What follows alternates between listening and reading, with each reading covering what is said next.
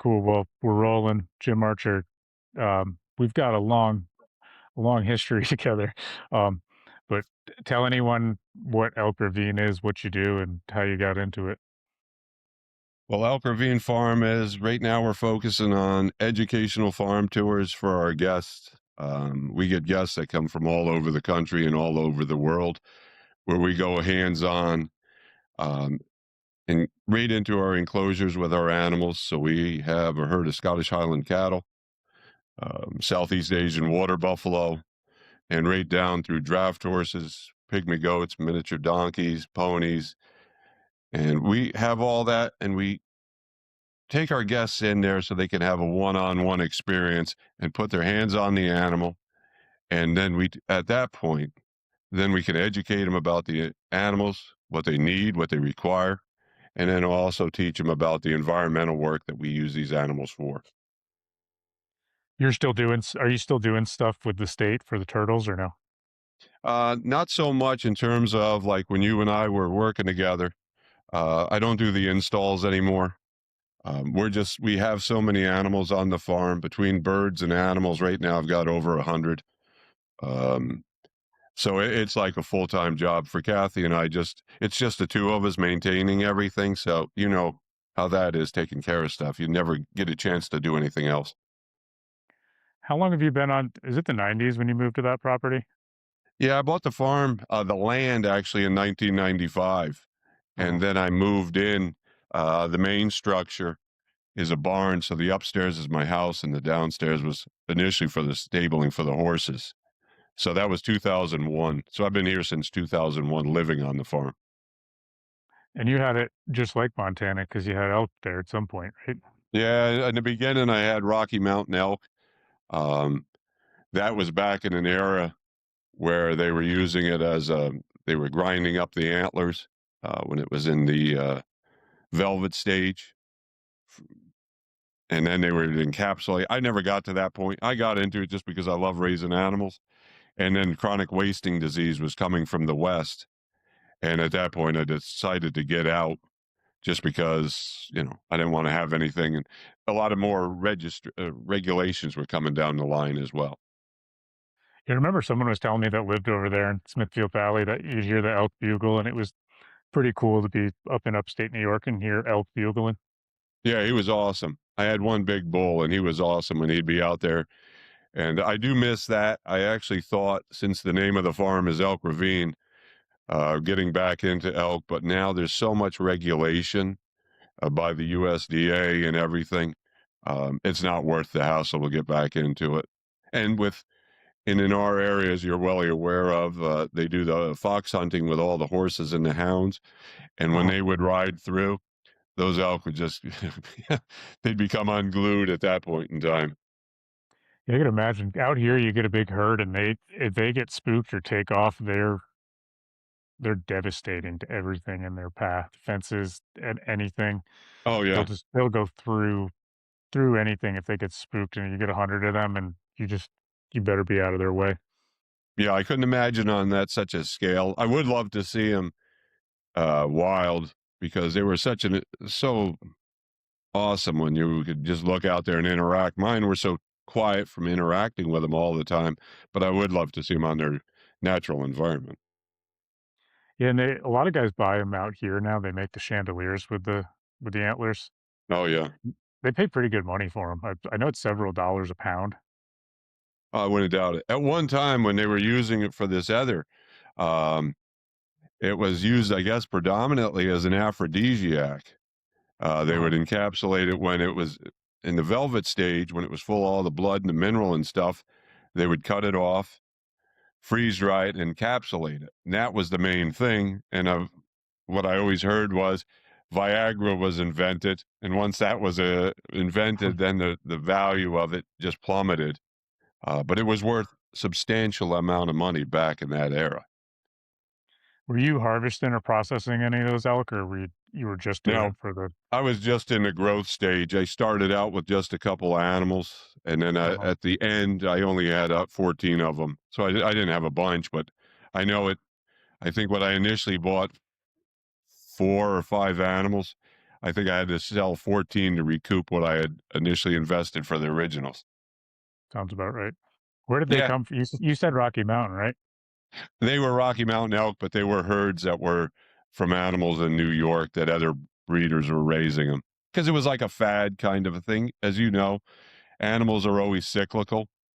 Yeah. So, something will be the in thing for a while, and everybody wants to get in, and then once they're in, then it just tanks. Yeah, I mean, I So, think that's kinda like Wagyu right now. I don't yeah, know. I've heard a lot with the Wagyu is still I hear they're spending some crazy money even importing it, where I've heard just yeah, it's a big fad. There's a commercial cattle, uh, cattle grower out here, and he breeds a lot of his first calf heifers to Wagyu because they're a lot smaller. The They have a good calving ease. The, I'm probably speaking in too much farm term, but when a cow hasn't had a calf yet, that's the first calf heifer for anyone wondering. And these Wagyu are supposed to be a lot smaller, so the calf will essentially be able to have the calf with a lot less trouble. Hi, folks. Quick note from me. If you don't already know, the goal of Mountain Mule is to build real connection between Montana's businesses and the people they serve. And if you don't know what Mountain Mule is, we provide private transportation services and Yellowstone National Park tours. If this episode or any other has given you something worth thinking about, smiling at, passing along, I've got a small ask. Share it with a friend, text it to someone, consider following the show. Whether you're using our services directly or following and sharing the show, those simple actions help support this business as well as the businesses and guests that have been a part of the show. Thank you for supporting these Montana businesses, local jobs, and this beautiful state. Now back to the show. Well, that's a So, win-win all the way around. yeah, and then they're somewhat crossbred, but I think they can still sell it for a lot more because they're part Wagyu. Okay. Now, what do they have, like, a specific I would imagine it's a special marbling or something that is what the desirable trait would be with that, I would assume. I think so, but some of it you'll see in steakhouses. It's pretty expensive. That's I think all over the world. Okay. It's like Now dry out aged there, Wagyu. what about agriculture out there? I would imagine it's a much bigger form than it is here now. Yeah, I mean, even the whole state of Montana is, I think it's 1.2 million, and I looked this up recently. I don't know the exact number, but it was something like there's 10 cows to a person in the state. Oh, wow. Okay. There's Yeah, so it's big. Yeah. Yeah, it's a little bit the proportion has shrunk a little bit, but there's a considerable amount of more cows per person. But Bozeman's more of a city, and everything that spreads out from the city is farmland. Okay. Yeah, well, Bo everything's definitely changing around here. Well, I tell people that all the time because I realized it when I moved here is people say, "Yep, they're building so much, there's so much money coming in here, farmers can't afford to farm here anymore." And I'm like, "Yeah, I've seen this exact pattern. This is exactly what happened where I grew up because it's the taxes get so high you can't it's hard to make farming economical when land is that expensive." Oh, definitely. Yeah. I mean, how many years has it been that you've since you moved out there? Or that even when you went actually out to the West Coast first? Yeah, almost 10 now. Yeah, wow, that time has flown. Yeah, it was Um, like 16 or 17, somewhere in there. so even in that time frame, I would say there's even a lot less farm operations around. And, at one point last year, we were looking into building our new structure, and I didn't wasn't sure whether we were able to put it up or not, just due to easements and everything on the farm. And I was contemplating if it wasn't feasible to do here of moving the operation because at this point in time the our guests are on average drive 3 to 4 hours to come to us anyway, so I didn't think moving another an hour away would alter anything. And the big dairy barns and all that, they're non-existent anymore. Yeah. um, Most of them had all been knocked down to find a place with a barn complex. And then especially with the land values being so high, it's just unbelievable. Yeah, it seems if any of those barns are still up, they're just, um, a historical thing that people are keeping up just because Yeah. they're beautiful built barns, even my family's barn, but it's a lot of maintenance to keep them in shape and, keep the roof Y from leaking and Well, one thing is with the calf, we're bottle raising a calf this year, one of the Scottish Highlanders. Normally, we end up with one or two every year, sometimes more. This year, we just have one, and we've been going over to your dairy farm and Uh-huh. buying milk from Brian and Keegan, and so we're just feeding her raw milk. And I noticed a big, huge difference. So we were just over there the other night, and we go into the bulk tank. You know, we just text Keegan, say, "Hey, we're on our way," and you know they're great. And I just when I was in there, it was sort of I was thinking about your dad. I've never met your dad. I never had the opportunity to meet him. But I was like thinking of you when I was in there because I was like, you know, this place is so cool, the history. Well, what exactly did your dad, was that your dad's family farm or how did he ever end up milking in there? His father was in there milking, and Oh, wow. I'm gonna be kinda guessing, but it's, it's somewhere around 100 years they've been there, roughly. Wow. Yeah, But his because when I fa was in there, it was, you know, I was just thinking back. I know a lot of people, this sounds weird to, or they can't relate. But when I was in that barn and I was just thinking the history of, you know, how many family members, how much time, because you live, people don't realize when you have animals, you spend more time in your barn with your animals than you do in your house. You go inside to sleep and maybe eat a meal. And even that eating a meal, you probably spend more time out with the animals eating than sometimes you do inside. So people don't realize when you build a barn or had a barn, you know, that's your life.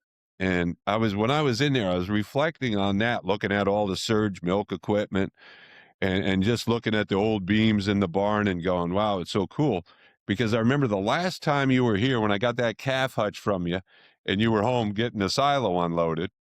And from the house looking up at the barn and from the road, even though it's on that busy main road, you know, to me, it was like heaven standing there. You look at that barn and the silos, and to me, that's just part of, you know, my makeup of always thinking that was like the most beautiful place, you know, being around on a farm and all that. So that was the cool thing of being having the privilege to go over there and look back and go, wow, it's so unique and rare that something like that is still functioning. That's what I say, and I say it to my siblings too, because we all have the task of trying to maintain that place and pay the bills there, and it is pretty cool in 2026 that there's a farmer there still milking cows because I think the number I'd heard is sometime in the 70s, there was around 400 dairy farms in Dutchess County, Wow. and that sounds alien because I think that number's somewhere around 10 right now of active dairy farms Yeah. that are producing milk. Yeah. Yeah, I would say, yeah, anybody of size that are doing it. And even with the problem when you talk about the economics of it, it's surprising that they even can hold on. I used to always think that. I remember when I first started working with you and talking about it, and I always thought, "Man, we must have been so smart, we persevered and stuck with it for so long," and then as I got older, and especially when I moved away, I thought, "Maybe the smart ones were the guys that saw the writing on the wall and got out." Um, I don't know, it's very special, and I'm glad our family's doing it. It's also, like you said, it's a lot of work, and if you're not really making some money, you know, and being compensated, you gotta really ask yourself if it's worth what you're doing.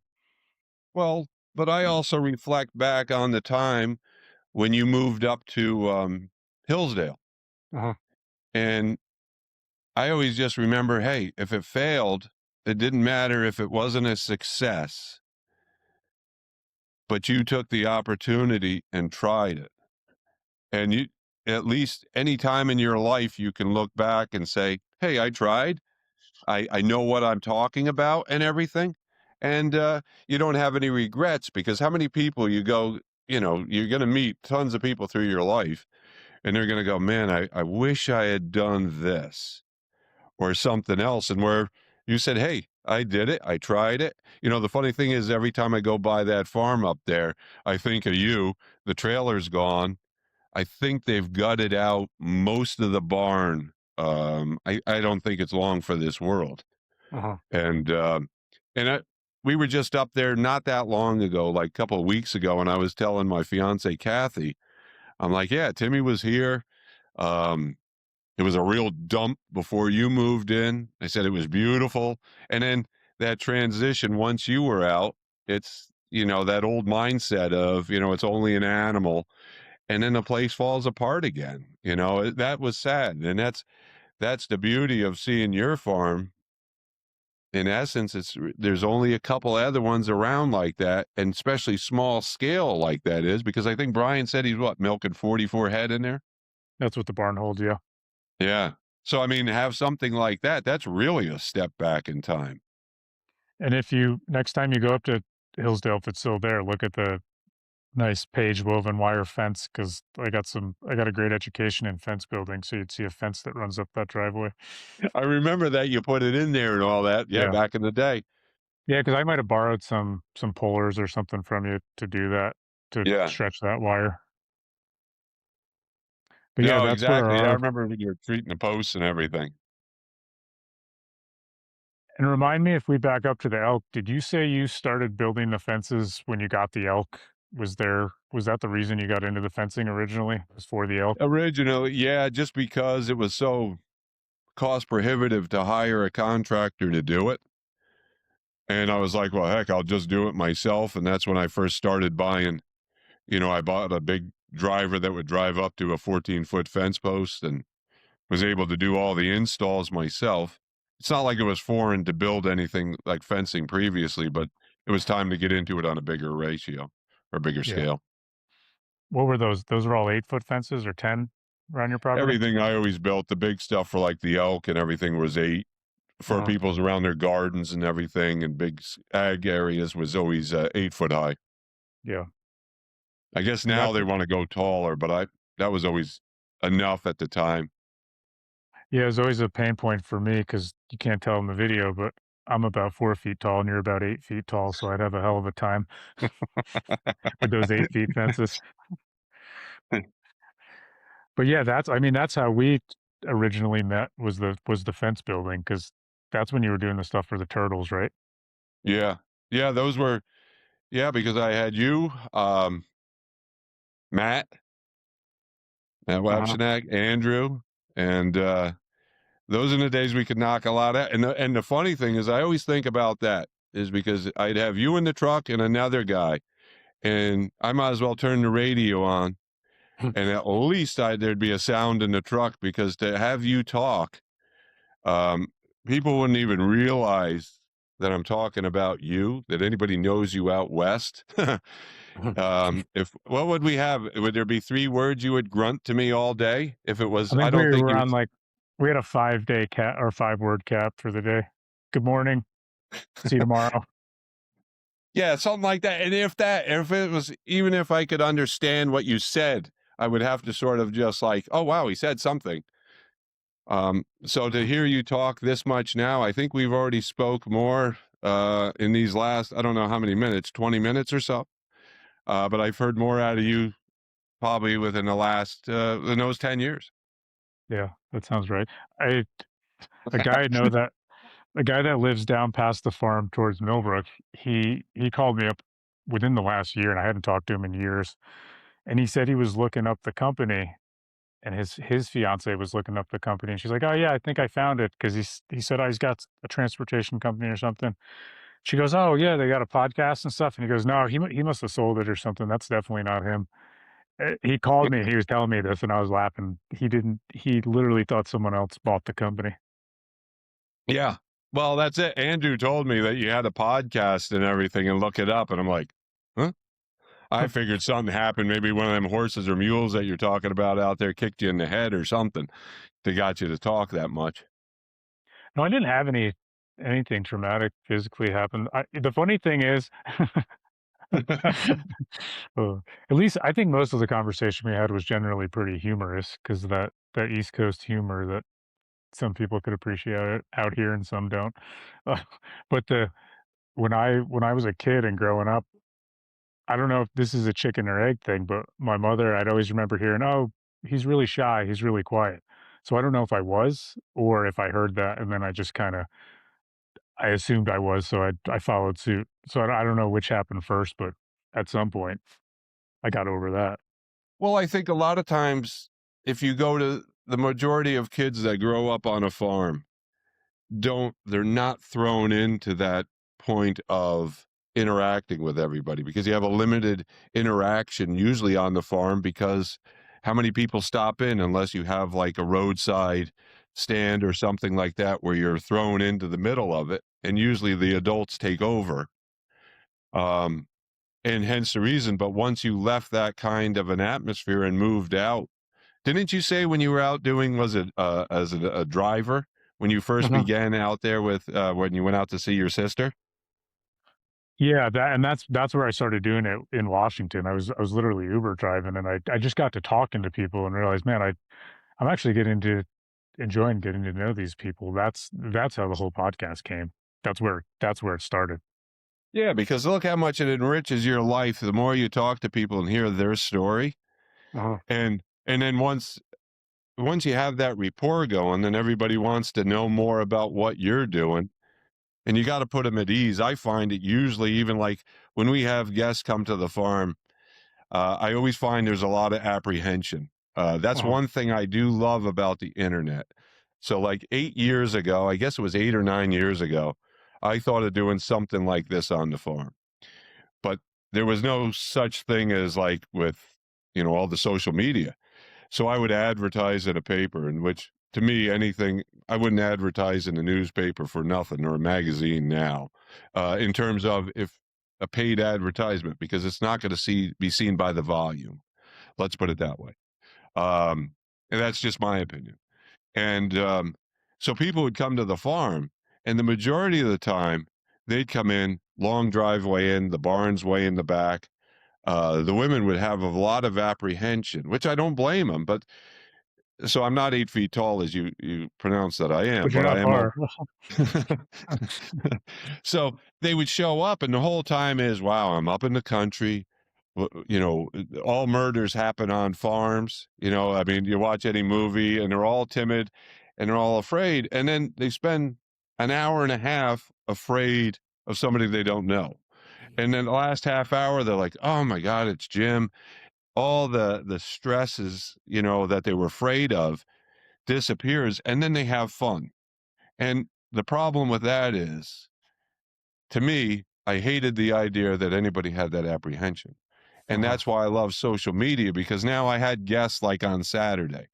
Everybody, and my fiance tells me, if I'm busy, I'm out in the barn cleaning manure. So some people will show up and they're like, have you worked here very long?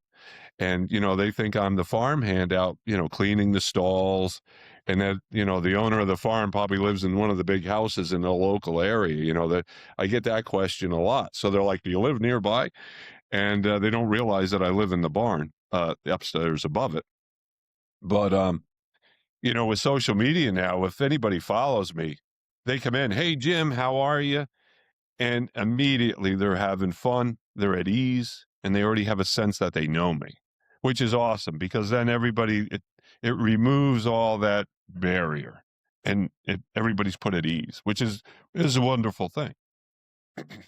Yeah, that's nice because that I think all that apprehension can ruin the whole experience if people are so uncomfortable or timid that they if you have that Yeah. barrier down, they're really just gonna lean into the experience and enjoy it.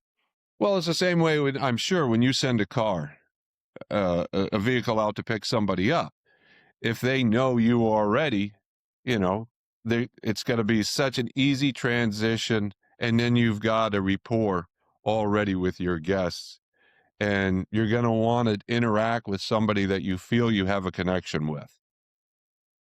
Yeah, and if you go on our Google page, that's all our reviews. I'd say at least 75% of them are how great the driver was. It's And that's the key. That's when everything. yeah, the more we when I'm hiring now, like the best person is someone with a customer service background. They can learn how to drive. If as long as they've got a clean license and they are 25 or older, they can always get better at driving, but the people that have the real personalities that like talking to people, that know how to make people feel comfortable, those are the people that are always gonna do the best because they put people at ease right away and the people feel safe and they feel taken care of. That's it. Yeah. Yeah.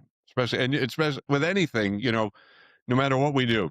There's my business and your business are very similar because people are entrusting their safety with us, Yeah. right? They're getting in your car, they're going out in my field with the animals, and they want to know if something starts to be of a concern that you're going to handle it and watch out for them. Once you achieve that and they're in mind, that's the big thing is just making everybody feel comfortable and enjoying their time.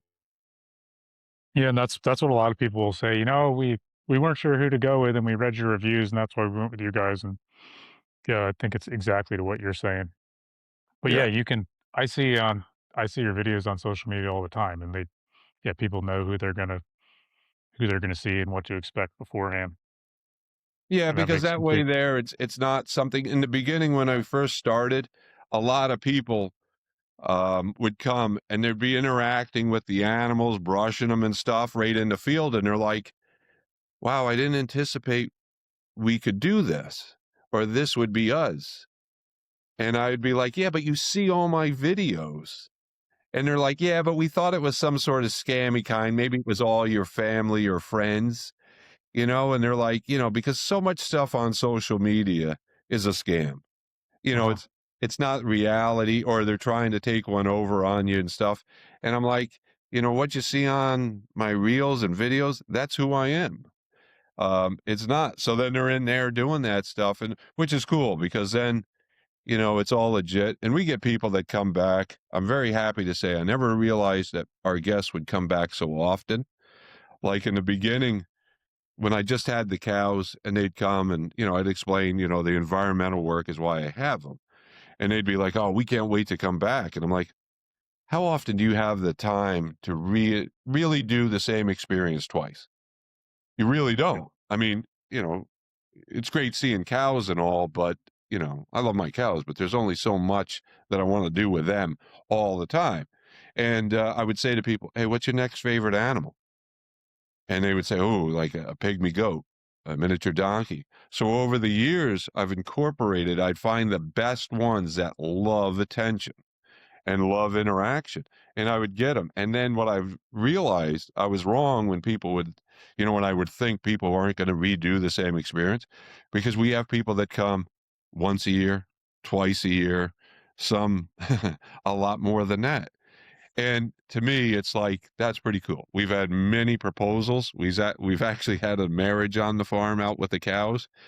Um, yeah, so it's pretty cool, the connection with people and how often they come back. And I'm sure you see it all the time with your business. Yeah. Yeah, I've got clients that used me the first year I've done it, and every year since because they come back here every year to ski, or they've got another home here, so they come multiple times a year. And those are a lot of my best clients are referrals from clients because they'll say, "Hey, if you go there, you gotta use this guy, you gotta use this company," and they don't even ask, they just take the referral from their friend, and but yeah, it's all about that. The way they Yeah. how comfortable do they feel, and then, a lot of people, it's their kids or it's their family members, and you don't wanna have them in some random car with some stranger, you don't know who they are, and just like you said, the next story you hear is the driver somewhere, some creepy driver, you read about some story, and if people are in the middle of nowhere in Montana, it's gotta be someone they know and trust. Well, exactly. And that was one reason. And this is the part of our conversation is where I wanted to have this conversation with you is because I always thought when I knew you when you were younger and everything, with your drive and ambition, I know nothing will ever hold you back and that you will achieve anything.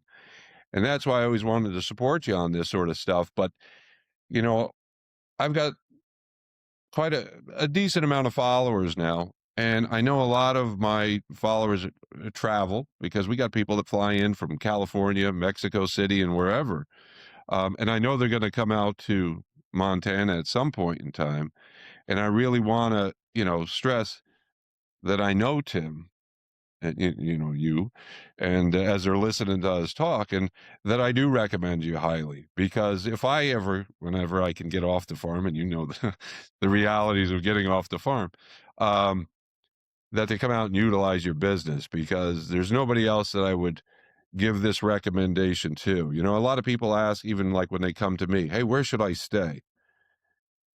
I haven't stayed in any of the local establishments. There's plenty around, but I'm not gonna put my reputation on any of these facilities because I've never stayed there. But I'm gonna stake my reputation on saying that they use your business or come see you, that I trust you 100%. Um, and no, nothing will ever happen and go wrong. You're the only one I would say that I would stake that reputation on. Um, and that's the goal. Is my thought is, you know, with both of our different businesses that we do, we are in catering to people and making them happy and safe. And I know that you would live up to that 100%. So, and then hopefully, if any of my, I know our followers go out to Montana or wherever be it, and if they're looking for somebody, that they'll utilize your business and help you out. Yeah, and I'd say the same thing right back to you because I was thinking, oh, my future in-laws are about 3.5 to 4 hours from where you are, and my future mother-in-law to be is obsessed with Highland cattle. So she'd come there and have a field day. Excellent. It's like it's like every other gift that we're getting her is something with a Highland cow on it. I'm I got run surprised. It's crazy how many people it's like the in thing nowadays, and they've really, when I first got into them years ago, all the local guys, why are you getting into them funny looking things? And now it's like, it's just we got all over the country, people are contacting us and seeing, what's available out there, which it's a huge market, but with everything, you gotta be very cautious of scams. Yeah, there's a picture that I've seen in more houses out here, and I bet you it's all over the country. If I find it, I'll edit it into the screen, but it's this picture of this Highland cow, and it's I don't know, it's this iconic picture. I can only imagine how many of those pieces have sold. It's in every home goods store in America, Yeah, and I've had people everyone that show up, and I'm not talking children show up. We get children, but we're predominantly designed for adults, well, and young adults, because they'll understand and appreciate the exclusiveness of the ability to go in with animals. Um, because it's not something our animals are so quiet and everything. People go in, they don't even get up or look at them. When you used to go in the dairy barn and they don't know a yeah. stranger, they all get up and, they're not at ease. These things don't even look at you. They're so used to everybody interacting. And, we've had adults come, well, I've got 45 stuffed dolls in my house. I've got pictures. And it's not some little kid that is telling me this. So yeah, they've become a part of everybody's, I guess, you know what? Like you said originally or something earlier, the animals are something they go to with the chaos and the craziness of this world.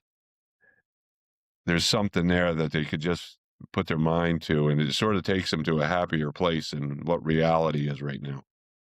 Yeah, I mean, when you look at an animal, you can just think, "This animal doesn't know anything about global politics or anything else, and it doesn't care. It's got some food to eat, and it looks pretty happy, and it's looking for his next girlfriend for the season."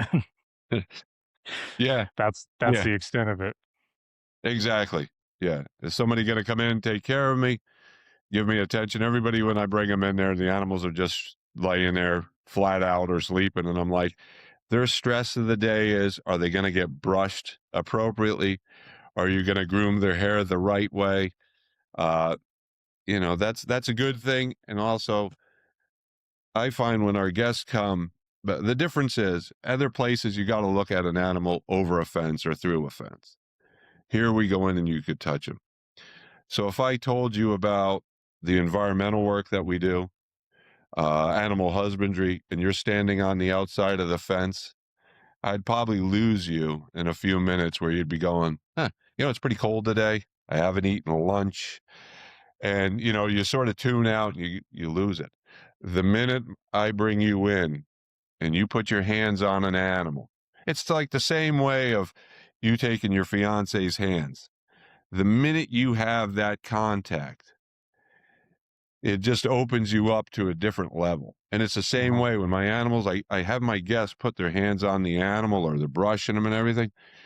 It opens up all the receptors of they want to absorb the moment, what's going on. and also how all the stuff that's going on in the environment and through the animals affects them.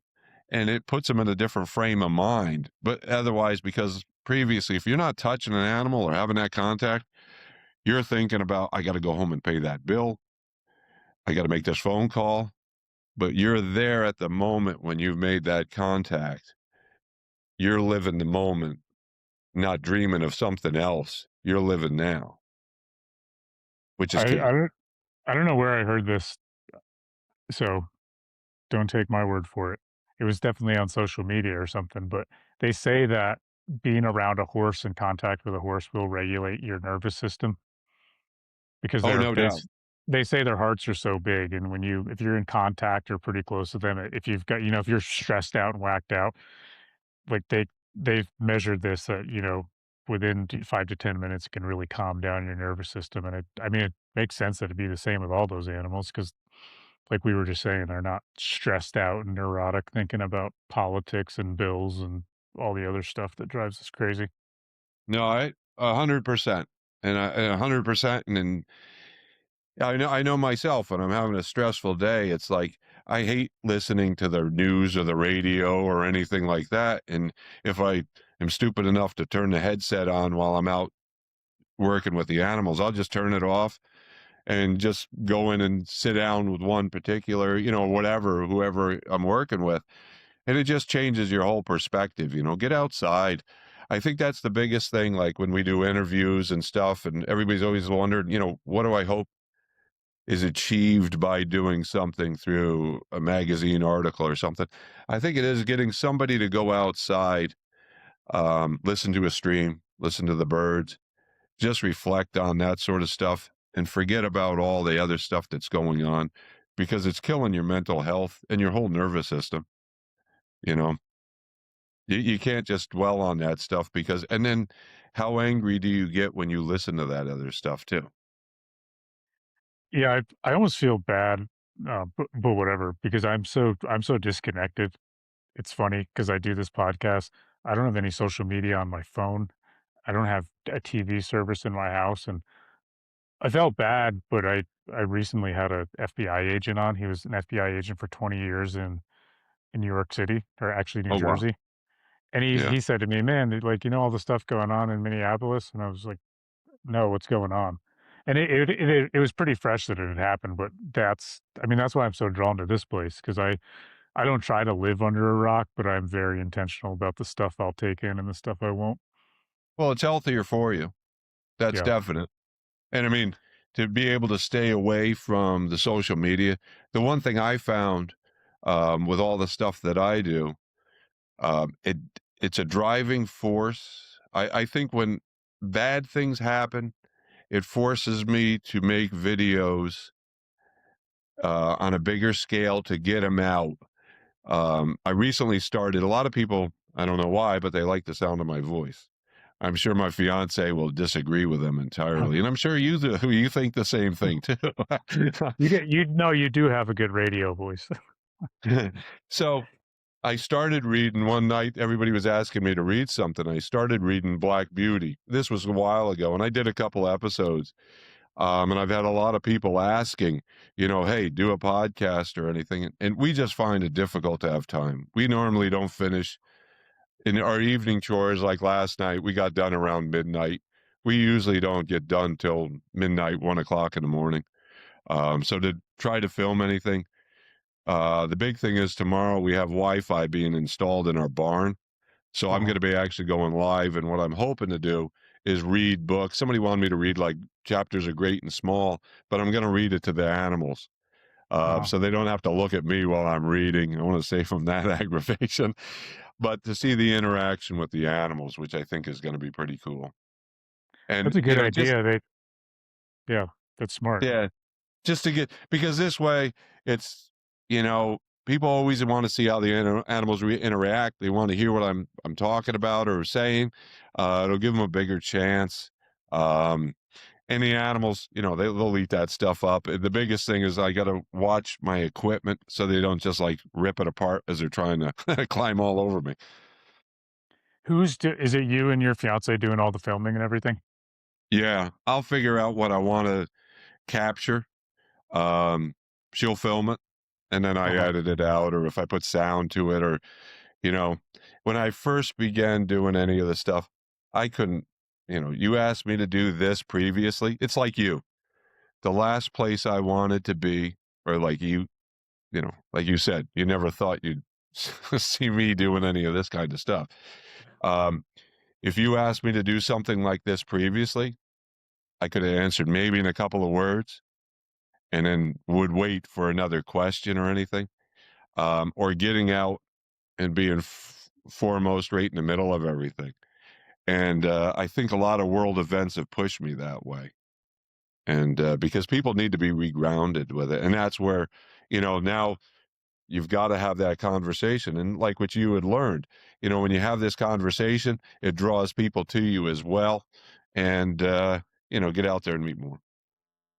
I told me and my buddy Kyle were talking about this when we first started doing podcasting. It's been a couple of years that I've been doing it. I've been doing it with Mountain Mule, like coming up on a full year now. But even prior to that, me and a buddy of mine, Kyle, started doing it, and we did an episode every week for 74 weeks. Wow. And our main thing was that we were thinking, so I guess that's puts me closer to like somewhere between 2 and 3 years. If we can perfect our ability to speak and communicate, I think it's the most valuable skill you can have as a human. Yeah. And yes, because also the way people perceive you is how you talk. Yeah. Um, and because right away, a lot of times, if your whole pronunciation or the words that you use, a lot of people are quick to judge you one way or another.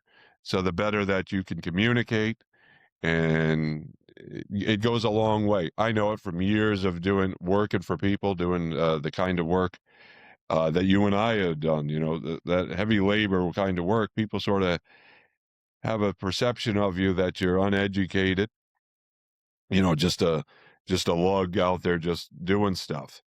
But when you can relay the information that you've learned over the years and how you implement it and execute it, um, and apply it to what you're doing, that's a big way to get people's attention better when you're educated about what you're doing. When you were saying earlier, I grew up on the farm and I was homeschooled. So my feedback loop was from my three siblings and the cows. So there wasn't much. So Yeah. kind of like you said, how can you can gauge the way you present yourself and how you speak and communicate based on the way people respond. But if you have no one to get feedback from, Oh, you're definitely just, you're at a deficit right off the bat. yeah, Yeah. Well, that's the cool thing of it is where you went from that to where you are now. And yeah. also because how much has your business blown up since you've been out there? I mean, in terms of now, how many vehicles are you up to now? We've got 5 in our fleet now. Wow. Yeah. Yeah. So that's quite a transition. Yeah, the last year was 25 was crazy because in 25 we did 3 times what we did in 24 because I got a little more focused, but it's an accumulation of, years of hard work and then at some point it takes off and now I'm ready to do 3 times that this year and we can if we stay on the right track, but it seems like it's happening at once, but it's years and years of, talking to Yeah. people and learning and pivoting and so What what I always like it is nice when somebody comes, and I'm sure you've heard it before or whatever, when somebody comes and say it must really be nice uh to have all that sort of stuff. And I think to me, if you want to really infuriate me very quickly, if somebody will come and say, it must be nice. My response to that is apparently you didn't work hard enough in your life to achieve it, uh because nobody gave you your business out there with 5 vehicles in your fleet. You're the one staying awake and missing out on other things. I know myself to have what I have, there's a lot of things in terms of family functions that you miss out on. So many things where, y- I wasn't able to go because the animals demanded it or the business demands it, you know? and you got to put the time in. When everybody comes out, and it's easy when you're somebody's doing successful at whatever they're doing. It's always easy to go, "Wow, it's easy for you," but they never see the years or the endless amount of work that you put into to get you to where you are now. I know I have a video 'cause it's on one of my phones, and it was in 2020, and I had a Honda Civic. That was the car, like, that's all I drove, that's all I owned, and I had started the business then and was building it, and I was like, "Yep, I'm gonna get these trucks, I'm gonna get these SUVs," and I've had a bunch of pivots because at one point I wanted it to be all pickup trucks, but I have this video in 2020 of my 20-something hour day because I was very proud of myself, and I was like, "Oh, these are the glory years, though, this is where it all starts," and yeah, it's seems like it was overnight, but it was 6 years accumulated, and, Yeah. all the businesses before that the farming and all the other stuff learning from there. Yeah, it's a lot to go into, and but I like what you said there too, is it's pivots. What people don't realize as well with anything, you might have a clear path where you think you're going, but if it doesn't work out, I think the biggest thing of being whatever degree of success, I mean, I'm not a, I'm saying on my level of success is happiness to doing what I'm doing. But to have that, you have to be able to pivot. Because if it's got to be this way and only this way through all your transitions and everything of what your business is. If you are bullheaded and will not change your ways, you will not succeed. Everything in life is constantly a pivot. And that's what got, like you said, you wanted to all have pickup trucks. Well, then you realize that the SUVs or whatever is the way to go, and you pivoted that way. And down the road, you're going to pivot again some way where you're going to add something else on that today you don't think is a part of it, or you what you don't think of today, you got to be open to in the future. Because if you close your mind, you might as well you're going to just go stagnant. That was I the think, biggest no, go Go ahead. ahead. Sorry. That was the biggest thing that held me back, right? Because what I said I did in 25, I probably could have done that in 22, but I was holding on so tight, and that was the farmer in me. "No, I'll make this work," and I coulda, I coulda just blazed my way through, and it could be a complete struggle, or I could make a slight pivot and open up a huge door for opportunity just with a few small changes. Yeah, and I always found too, um, I don't know whether you recall or not or whatever, back when you were working with me or anything. And what I found, even no matter what kind of work you're doing, like when we were doing land clearing and building fencing and running, I would always ask you, I would say, here's what, and even to this day, here's where we're going. Here's what our goal is. What's your opinion? Because if you said, hey, this is a quicker way, and I'm sure there was something, I can't remember exactly what it was, but I know through the time you would say, hey, why don't we do it this way? And I was always open to that fact if it made more sense and you had the backing behind it, because, a lot of people discount a lot of people due to maybe their environment, what kind of work they do, and age. So if somebody has a young guy come in and they say, "Oh, you should do it this way," a lot of the older generation, and this will make sense on a farm. We've done it this way for this many years. My dad did it, my granddad did it. And you know as well as I do, that old mindset is not going to move forward. You got to have an open mind, but you also got to accept somebody's going to have a better idea than you do. And you got to be open minded enough to accept that their idea is better than yours and run with it, and don't be closed minded and say, no, I'm going to do it my way, instead of saying, wow, yeah, you are smarter. That is a better way. Let's take it and run, you know? Yeah, I do recall that you were never too dogmatic in things. Is generally common sense. If we're gonna achieve the goal in a more efficient way, let's do it. I'm not here to crack the whip and make sure you do it my way. Yeah, and I think that's lost with so many kinda, I think especially and specifically in agriculture in our area, well, where you were from, there's that mindset of this is the way it's been done for generations. And this is a new world that's changing daily. Um, and if you're not open minded to all the alternatives, I think that's when you get swept away. And that's with all the closings and stuff, and people's mindset with animals, with food, all those things have changed so drastically, um, that if you're not up on it, you will be rolled over. Let's put it that way. I've said this before, and I've been cautious because I don't know how many times I've said it on this podcast, and who knows how many people will listen to it or how many people don't. But I never meant it to offend anyone. But I've said a lot of times the best farmer is someone who didn't grow up on a farm, and two reasons: one, they seem to come in it with with more of a blank slate, so they have these new angles and perspectives, and they got into it because they genuinely wanted to do it, not just because they were raised into it and there was no other choice. So I say that generally, but not definitely not always, because there's also some awesome farmers that have been doing it for multiple generations, and they could run circles around everyone else as far as what they know about animals. But I've just noticed that in different people I've talked to, that some people that don't have they're not brainwashed in these old ways of doing things, that they come into things with a totally new perspective, and they sometimes will do some pretty cool things with farming or with everything.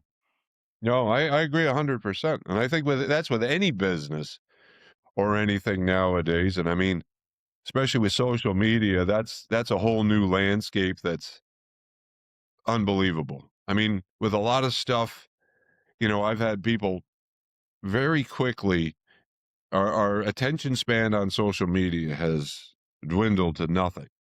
So if there's not a catch, that gets their attention, they won't watch the whole thing. But everybody, this is the era of I'm going to make a comment about you, Tim. I don't know who you are, but I'm having a crappy day, and I just want to say something disparaging about you. This is the era of that. And it's funny, I posted a reel, it's a year old, of I had a calf that was dying he was freezing to death from hypothermia. I took him, put him in the bathroom sink, downstairs in my carriage barn, and ran warm water over him. And he survived. You got all these internet veterinarians online. Oh my God, you're going to get water in his ears. He's going to get an ear infection. And I'm like, I could cure an ear infection, but if he freezes to death and dies, I can't cure dead. And I reposted that reel because he's a year old now. And I ran the front of it, and it's amazing. The first one went viral. I think I know on TikTok it went over 1 million views. I think on Instagram it was like, it's got to be getting close to 800,000. So I reposted it, and somebody just the other day goes, feed him immediately. Now, it's a reel. It's less than 3 minutes long, and it goes from him in the sink with the caption across it. Do you remember this? And this person's all irate that I need to feed this frozen to death calf milk prior to warming it up so he can actually consume it. Um, and my comment was, by any chance, did you watch the whole reel? So we're in such of a time frame that I'm from a generation, whereas if you didn't have anything nice to say, you didn't say it. And it was none of my business to hurt you. And nowadays, what I find, they didn't watch the whole thing, but everybody wants to voice their opinion. And that's all great. We all have an opinion, but we should keep our opinions to ourselves, because I think that's why there's so much anger going on in the world. Because, you know, my mom and my parents always said, if you didn't have nothing nice to say, don't say nothing at all. That's changed. And I find so many people are hurtful. And I don't know whether it must make them feel better about themselves trying to drag somebody else down. That's the crazy part of it all. You remember Pete Bailey, right? Yeah. So him and my father were friends, and he's like Pete Bailey was Pete Bailey. I'll leave it at that. But he would always say to me, if your father didn't like someone, he just wouldn't talk to them. And I always think of that because I idolize my father in a lot of ways. But I just think, man, if I can just remember that and just what the yeah, because what good is it gonna do if I don't have something good to say? Maybe I'm just having a bad day. Maybe I don't know the whole story. Who the hell knows what that person's going through anyway? So I'm not perfect at it, but I do try like hell to you know, just walk the other way and find if I don't have something to say that's gonna uplift somebody or be helpful, then I just try to shut my mouth, Yeah, which I it usually doesn't. didn't have a problem doing. Yeah, I was gonna say you never had a problem previously. I can't imagine you having that problem now. But yeah, I agree with you completely because it's easy to we were talking about having feedback from people so you learn what to say. When you sit behind a computer, you have no feedback, so you get pretty lawless because you don't when you see how upset you make someone, or you wouldn't say something like some half things people say to somebody's face. It would just feel so unnatural, but if you're doing it to a computer, you're pretty disconnected from it. Yeah, I find a lot. My favorite thing is called block and delete. Uh-huh. Instead of periodically, I might give a response back. But if a lot of it isn't warranted, I think what I find, especially working with the animals, we'll have a lot of vegans go on there and say, "You're going to eat this animal. Um, you know, you're the problem." Blah blah blah. And to those people, I respond, and I'm like, "Hey, you know what? I understand your situation or your thought process, but maybe you should look up my website and see what I'm using these animals for, because for the environmental work." Um, with the cattle and the same with the water buffalo. I'm like, that's well and good, but don't loop me into commercial farming and all this, especially when none of my animals are being processed. I'm like, do your homework first before you make accusations that have no merit. And I've had actually people that want to, they're like, oh, wow, I'm sorry. I want to make a donation to your cause. And then I tell them, I'm also not of that generation where a lot of stuff around us, well, where you used to be from, there's a lot of places that are not for profit now, where they bring in certain animals and they're looking for donations. And to me, I don't want donations. I won't take them. But then many people want to support what I'm doing. I'm like, you want to support what I'm doing? You come, take a tour. I'll give you the best experience with animals that you've ever had, but I want to earn it. I don't want to give it to me for nothing. I It sickens me that the volume of out there, everybody wants you to make a donation, help support their cause. That's their cause, and it's the same way with me. This is my cause. This isn't yours. If you support what I do, I really appreciate it when you come, take a tour, have fun, but I want that exchange. I gave you a great experience and you're supporting my cause, but I don't want you to support my cause if it's not your thing. You know what I mean? You could start a fund though. It could be like, "Don't leave stupid comments on social media," and people can donate to the fund, and maybe victims of those comments could get some of the proceeds. Yeah, we could share this with all the people that have been hurt by all your evil comments. Yeah. Um, yeah, that's the thing is because the negative side, there's a guy that I really liked. I used to watch a little more so when I had more time is Bubba Rutherford. Um, he's out in Texas. He's a cattle dealer. And I remember watching him and he's like, um, I don't follow periodically I'll see his stuff, but he's good. He says, listen, if anybody says anything negative, I'm just going to block and delete you and you're gone. And he says, I'm not afraid to do it. And I will. He says, just, if you don't have anything good to say, just move on. And which is so true. And because you're trying to make everybody, I think my biggest goal is to make somebody's day better. Educate them, make them better, show them the animals in a really nice light and what life is like on a farm, uh, and encourage them. Not to where somebody needs to just go, hit you with all these bombardments. And lately I've been coming up and saying, hey, this is what I call, like when I'm harnessing a horse, this is what I call it. You don't need to tell me that you call it something else or whatever, or you disagree with it. It's like, here's what it is. If you don't like it, just swipe away.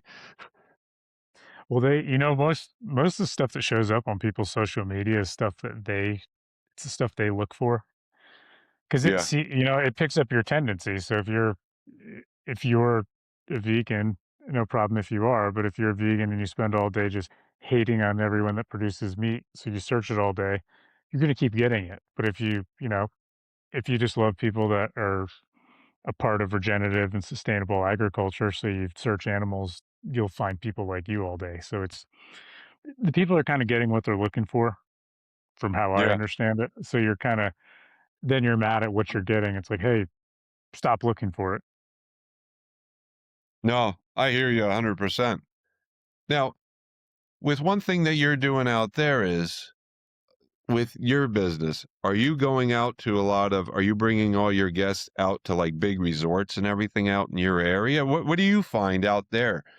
Um, with all your line of businesses, what's your biggest thing that you do? I mean, are you just is it regular people just coming through, or is it a lot of guests that are going to big places or ski lodges and you were saying something about Yellowstone, are you going there?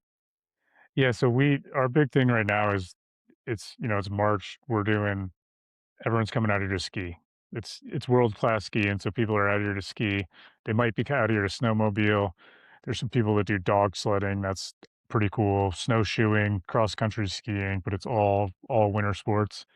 And there's big events that go on, there's, like, corporate events, and we'll take people around for them, but yesterday it went live. It hasn't even been live 24 hours. We're doing full day tours this summer in Yellowstone Park because Wow. that's the big draw here in the summertime. And then we just launched our 3 full day tour offerings on the website. So we'll pick people up beginning of the day, take them through the park. We'll provide lunch for them. There's going to be a few different lunch options, and then there's going to be a route more geared towards wildlife, a route geared towards the thermals and Old Faithful, and then there's kind of a hybrid route that'll be more of like a sunset wildlife route, Oh, and wow. then we'll probably take them to hot springs on the way back. So we're gonna get that all dialed in, but it's all live now. You can go online and book it. How long of a tour is that? It's like 8 to 10 hours. Wow. It Are you depends gonna on get where. now are you looking to get now, are you doing this in, like, all SUVs, or are you looking to expand into, like, bigger vehicles as well? So we have a executive van that seats 14. We'll we're gonna cap it at 12 because we don't want people to be crammed in there. Yeah, Maybe we'd go over 12 if it was, like, quite a few younger, smaller kids, but, yeah, the SUVs will do up to 5, and then the executive van will do up to 12. nice. Yeah, that's And the quite a tour then. Yeah, it'll be cool, and the park's about 90 miles to either entrance from here, so it depends on where they are because we'll start and end in Bozeman, which is we're right next to our shop's a mile and a half from the airport, which is a great location, but whether those people are along the way, so we'd pick them up on the way to Yellowstone depending on where they're staying. We'll pick them up wherever they are. It'll just if they're off route, it's gonna be priced different for that route, or if they're right on the way, we'll pick them up, or we can meet them wherever, drop them off wherever, but I'm excited because you know, historically, we've just been driving people, but doing the tours, we can now make such a unique curated day for them because 'cause we're gonna have a couple different lunch options we'll bring, and then they can if they want something different, if it's not what they thought it was, and they're like, "Hey, I actually wanna go see that geyser," or, "Oh, we just heard there's bears over there, let's go that way." So, because it'll be fully private, we can customize it, and that's gonna be the way our guides will operate is depending on what they want, we'll pivot and we'll make it work, and if they got a kid and they need to stop every 30 minutes, we can because they're paying for the day, so it's up to them. Well, I like it that you threw that word in pivot because I was gonna say this has gotta be a real big pivot for you, isn't it? Yeah. It's a it's a huge opportunity because our biggest trip on average is the hour trip to the ski resort, so we're going from selling a 2 to 3 hour trip to a 12-hour trip. Yeah. Wow, that's huge. And we looked into it last year, and I wanted to do it last year, but I didn't have enough bandwidth, so I did what I needed to do last year and hired the right person to build that out. Now, how many days a week would you do that? We're gonna offer all 7 days. But it seems like so once that really takes off, that's gonna fill in pretty quickly, I would assume. Yeah, and we'll need quite a few more guides. We've got one girl that drives for us a couple days a week, and she is a guide, so we'll do our own training, but we're gonna need to hire some more and train some more, and we'll as we need to add on guides, they'll just get on the job training, so they'll just go with the guide that's already guiding them, and they can learn on the job, but we need to get our at least our core 3 and get our routes dialed, so we'll have those 3 different routes, and then if we'll pivot again if we see a much bigger demand for one specific thing, we'll probably add a couple versions of that, but we just started with 3, so we didn't wanna have 50 different options because 'cause it'd be so much training. Now, how often, I guess, would say is the big thing, how hard is it to find help out there? It's a lot of everyone I talk to and my experience has been there's a lot of very qualified guides. A lot of people move out here because they love Yellowstone Park and they love they study it, they love the thermals, they love the wildlife. Um, it sounds like the harder thing is, like, finding a good guide with a good, clean driving record. Um, Yeah. but there's a lot of people that wanna work, and that's my biggest goal is make it if I make it the best place for everyone to work, then it makes it a hell of a lot easier. Oh, yeah, definitely so. Well, that's good that you have that ability to find. That's the one thing here, it's difficult, and also the line of work, Mhm. on Yeah. my end. Yeah, there's not a lot of people that, fantasize about shoveling, manure. What's the average age of the farmer right now in America? Like 60 or something? Yeah, I'll be hitting that next month. Oh, congrats. Yeah, so that Yeah. statistics comes into play at the end of May. I will be the living statistic of 60. So yeah. Yeah, I don't know. I know it's somewhere around there. I just heard it not too long ago. Oh no, it is exactly that. I was like, that's rather ironic. Mhm. Yeah, that's a thing. How long ago was it that you started the guiding? Because I know we were talking about my pivots, but you've pivoted with a handful of things, and I honestly admire that quality because it's some people could look at it as, oh, this failed or this didn't work. But even like you were talking about, you saw where markets were going and you tried things, and if they worked, I'd say you expanded on them. And when something worked better, you expanded on it. But I don't think you've ever been afraid to pivot when you've needed to. Yeah, I just think that's the main thing is I see things changing, and my biggest fear is when I would begin. Um, so we've done 4 years of tours, and our first year, it was minimal at best. I think we did 30 or 40 tours the first year. And I was going, well, this isn't going to last long at this rate. And Kathy and I would do the same. We would do the tour together. That's what Kathy's my fiance. So we would do the tour together. And by mistake, I double booked. In the beginning, I didn't know how with my booking. So I do all the booking, I do everything. And so I would book, and, people weren't, they would wait to make a payment to put their deposit down. And then all of a sudden, like a couple of days later, hey, I put the deposit down. Well, I had already lined something else up. So in the beginning, it was like stressful. Like the second year was like, oh no, I booked two simultaneously. How are we going to do that? And then last year, we got through it, of course. And then you just adjust. Uh-huh. Last year, I guess it was, we were running 6 tours simultaneously. So in the beginning, we thought we were rocking and rolling. We would do 6 tours a weekend, and now we would do 6 tours for each time slot. And, with that, I've had so many people come to the farm and they're like, "You gotta blow this up. You gotta handle the volume and all this." And I'm like, "No, that's contradictory to what I want, because when people come, I want it all private." So in other words, we might have 6 tours going on simultaneously, but one tour is with me and with the water buffalo. Another tour is in with my daughter with the cattle. Somebody's in with the horses, somebody's in with this, and we transition, we rotate. And this way, your group of whoever it is, your best friends or your family, you're seeing other people. but you're not interacting with them, and it's all private, and that's the whole point. You could go anywhere and be shuttled around by like cattle, or you come out and it's all private and you can interact at, a special a whole thing. And that was the whole pivot of learning. And the biggest pivot was learning social media and realizing you've got to do your own stuff. In the very beginning, my nephew helped make a couple of reels for me. Um, People were complimenting on it, and he was saying, "Well, he didn't have the time to help me do it of as much." And I was like, "Okay," and I learned, here, and I see when something would take off, and then I had to learn about branding, Uh-huh. and in terms of it doesn't matter if your video gets seen a million times if they don't know it's Mountain Mule transportation, it doesn't do you any. If they didn't know it's Elk Ravine Farm, what good did it do me? Everybody's like excited about numbers, um, but that's irrelevant. If they don't know who's doing it or that they could come and support my business, it doesn't do you any good.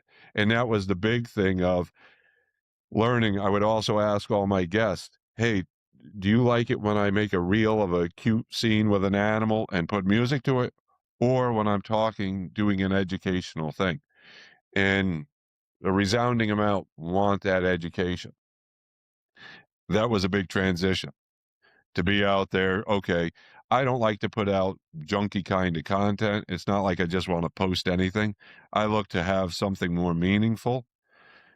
It makes it a little more tough, but you're always thinking, instead of just throwing junk out there, I like to have things that have merit. But it's all learning and how to, you know, using additional people's help. Influencers are a big part of it too, because you want to capitalize on everybody else's followers as well, because a lot of those followers are going to go, wow, this applies to me. And that's the same way with your business. You want to have those people that, um, and I think we've hit on this a little bit before. You've got all these big, great places out there. And, if you have an influencer that utilizes a specific lodge or whatever like that, and you could have them as, work with you and point out your service to all their followers would be key. And that's the thing. Everything is working together. I guess that's the big thing is we all need to. And that was a slow thing for me. A lot of times I've become to a point now in my life, I want to support people's businesses that support mine. Everybody's asking you for, hey, I need a donation of this, this, and this. And it's like, but are you helping me? Are you supporting what I'm doing, or you just want my help? And I think that's the big thing to learn from a lot too. Um, go to the ones that can help you, but reciprocate. Yeah, and that was the whole initial idea with the podcast is, man, if I'm gonna need to refer these people, I'd love it to be people I actually know. So when I'd sit down, I could feel them out. And it definitely hasn't been a yes with everyone. I've posted most of the episodes I've recorded, but I'm still saying most of, not all of. And but it helped me really be because most of my clients, when they call, they're looking at us as the concierge.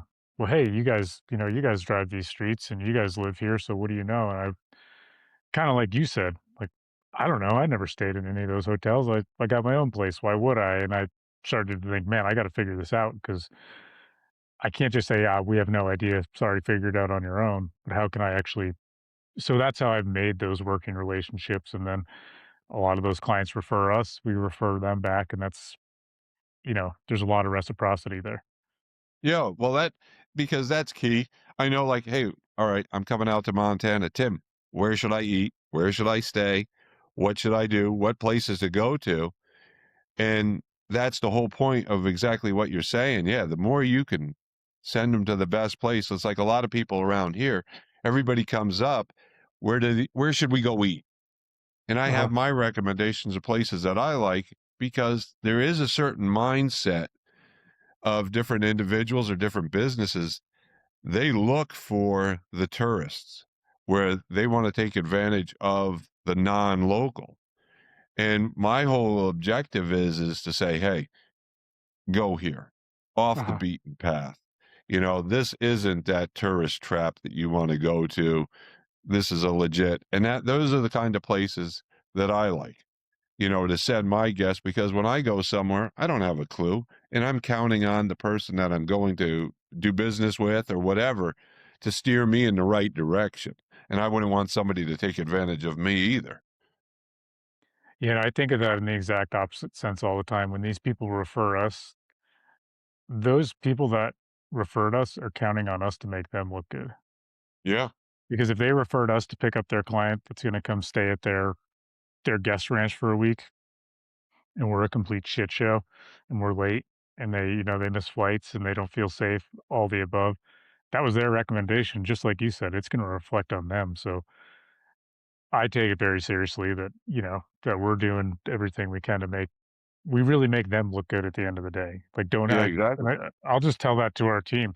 Just think of it's a selfless act. Just think you're making somebody else look good, and you don't even have to it'll make it that much easier 'cause, you stop having so much self-pity about the hard stuff you gotta do. Like, just think about this guy's gotta feed his family, and he's counting on us to make him look good, so let's do a Yeah. good job.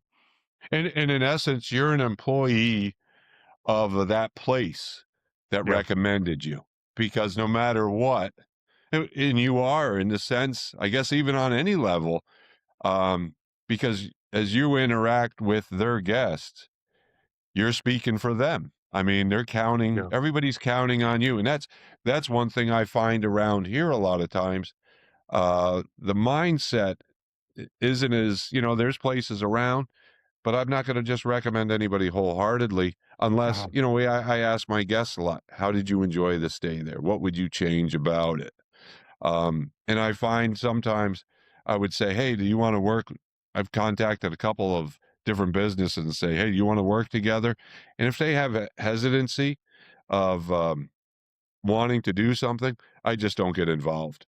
Um, you know, I'd rather have encourage my guests to the places I don't know, have them feel it out themselves. Just I don't wanna be misdirecting anybody anywhere.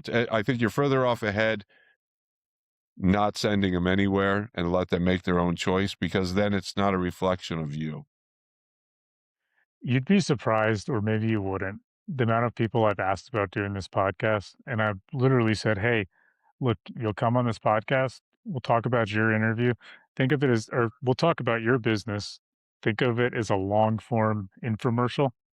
I'll produce it, I'll edit it, I'll publish it to my entire audience, which is, everyone who's ever listened to one of my episodes, and it might even be somebody who's listened to any of the other guests' episode, and they'll think, "No, I don't think I wanna do that," or, "I don't think that would benefit me."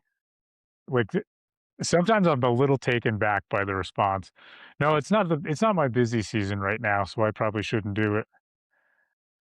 And I'm like, "Do you know Yeah. that it's stays published forever? Someone could see it 6 years from now, and it could have a lasting effect in bringing your next client," so my approach has always been, let me give everyone some free promotion and bring them on, and then, then I can build a working relationship with them, and it becomes a two-way street, but I've almost just laughed, and then I just realized, okay, they're not the right fit, so I just Oh, don't. exactly. It's fine. Yeah. No, I agree 100%. And I learned early on too is we had a guest that does wakeboarding or surfing behind their motorboats on Lake Tahoe. Uh-huh, And he had told me in the beginning, he said, even when you're busy and you're booked, he said, keep advertising, keep pushing, with your social media and everything. Because he held off a year. He was really busy and everything, uh-huh. and he's like, you know, because it's easy. It's easy not to do your social media. I mean, you got 9 million other things to do, and the last thing that you really wanna focus is, stop everything that you're doing, edit, think of all this up, film it, make sure you get everything right, and then put it out there, and you don't see instantaneous results usually. So the last thing, social media is easy to go for a go. I mean, for me, it's definitely easy. Um, I've got a whole bunch of other things I should be doing. But where it comes down to is he said, even when you're busy, he says, keep doing it because what's going to happen is at some point things are going to change. And I know last year I was rocking pretty good. I mean, we had tons of tours coming in, and all of a sudden, when the bombs hit Iran last year, we had gone from one weekend doing 32 tours in 2 days. And when the bombs hit, it went down. We were lucky to do 6 or 8 tours in a weekend. And I'm like, what just happened? And it's, that whole uncertainty affects people so quickly. And I was fortunate, then I reverted back. I was feeling a little arrogant and feeling, wow, I got a decent amount of followers now. I don't need the influencers. And it was very stupid and shallow thinking on my behalf.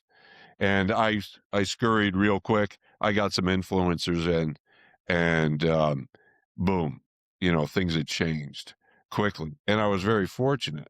And even now, um, the amount of social media is gaining pretty good. But Uh-huh. even, when you start feeling good about your followers, talk to somebody else and they humble you so quickly on how many followers they have. And you realize, where you thought you were way up here and somebody else is way out of that scale. Um, all of a sudden you're like, okay, that it just don't get so full of yourself. I think that's always the problem with everybody. Human human nature has a tendency to we self-inflate of how valuable we are or how important we are. Uh-huh. We're nothing on the scheme of things, and the whole thing is you just got to keep striving. I mean, hey, that's why we're both self-employed and we know how much work it takes to do it, and that's why we do what we love. Yeah, that was the hardest part for me this winter is because we were as busy as we've ever been in the middle of our busy season, and I kept saying, "We gotta build out this program for the summer now, because I don't wanna be May and tour season's open," and I'm sitting there going, "Man, let's get this thing going now. Like, let's get the bookings now." And, like, it's that I think just like that guy told you, even if you're busy and things are good, you still gotta think and look 6 months ahead and sometimes, years ahead. Well, I seen local places that are really big, um, like really well-known places that are huge, and they would have this social influencer there doing these reels, and I'm going, why are they needing all this social media still? But the main thing of it is it doesn't matter. You always need to have your face of your business out Uh, there because not everybody they don't see you today. And all of a sudden they're going to need, hey, I'm going out to Montana. Uh who's out there? It's going to be all of a sudden you might be posting every day. They don't see it. That one day you don't post or that one time you're not out there, that's when you become relevant when somebody needs what you have. there's somebody this guy's kind of obnoxious business guy, but it's either 1,000,000 or 10,000,000. He says, "If you're not doing 1,000,000 a year or 10,000,000 a year," he's like, "absolutely no one knows who you are."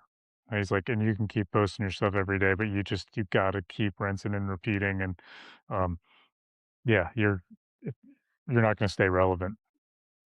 Yeah, it's amazing how much and as much as you hope, but it beats the old way.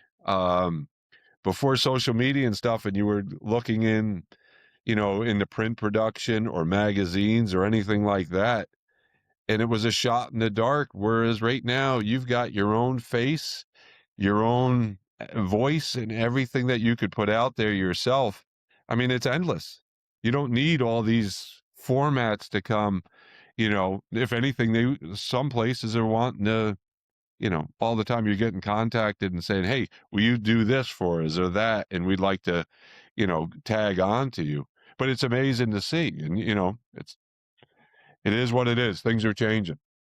Yeah, and I could do some work on the social media side. I very much focused on the podcast and said to myself, "I gotta do this long enough to be consistent and get a system down," and I have done that because 'cause I'm about to hit my 100th episode, so that's, 2 episodes a week every week for the last year. Now I've just gotta get that social media connected to it to drive that following. Now, how do you know how many podcasts are totally foreign to me? How many, like, do you know how many followers that listen to you? Is there any format for you to know?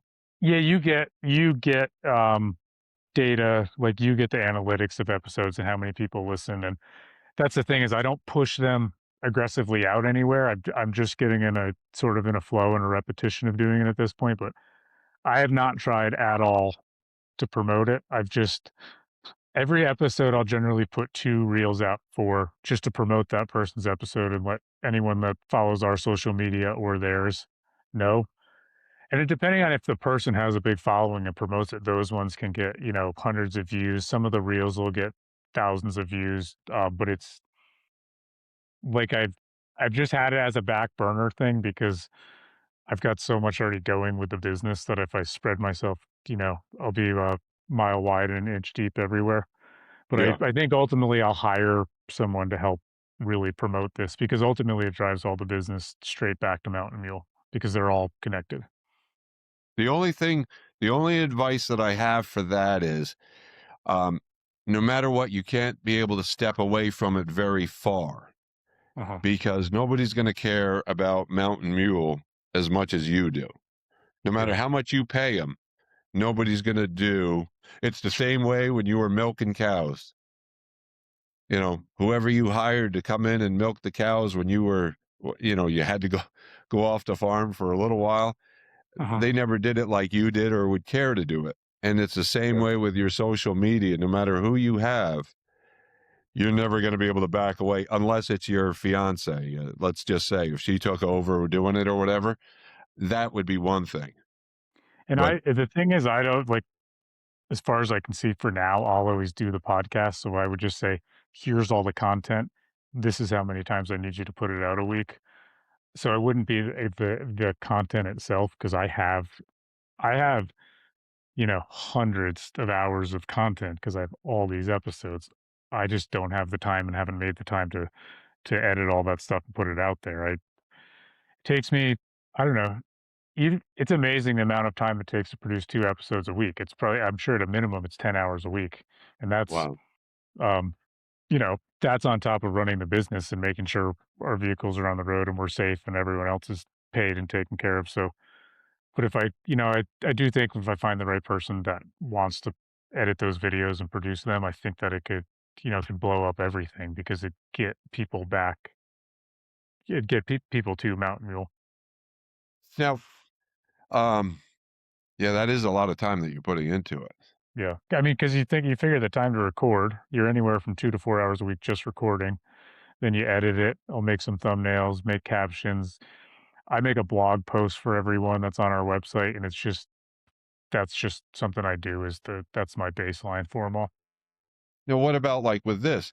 So, in other words, this whole conversation won't be in it. What's that? What do you mean? Well, like this interview, Yeah. will it run from start to finish in the whole thing, or are you going to edit it down? Yeah, no, this pretty much the whole thing will be here. I do pretty minimal editing for the whole thing because I like it being an actual organic conversation. It's not some overly produced thing.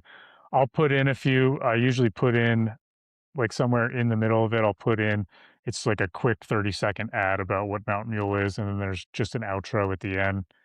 Hey, if you enjoyed this, subscribe. If you got a guest to recommend, send them our way. That's it. That's pretty much the quickest part. I've gotten pretty efficient at that. It's Okay, making all good. the it's making the clips, which is pretty quick. But by the time you do that and you do the blog post and then you link it, you upload it to YouTube, you upload it to Spotify, you upload it to Apple Podcasts, schedule the social post. It's probably like 4 to 5 hours an episode. Yeah, that's a lot. Yeah, and that's pretty streamlined, like, I've gotten pretty quick at it. Yeah, but all right, yeah. So you've gotten efficient. And do you see? Now, do you ask or do you have your employees ask how everybody found you? Yeah, to an extent, like, if it's appropriate. I gotta watch that I'm not telling them to, like, be too pushy. The girl that most recently hired Nikki. She answers our phones now, and she's awesome. She'll generally ask that kind of stuff. Hey, where'd you find us? Just keep notes, and it's a lot of it's referrals, and it's a lot of it's referrals because of this podcast and all the connections that I have local here. Nice. Well, that's I find that key, with all of our guests, how do they found us? Uh-huh. Um, I find a lot of times social media is good. Google has been huge. Uh-huh. Um, and lately we've been finding there's I think it's like a Chinese version of Instagram called Red Note.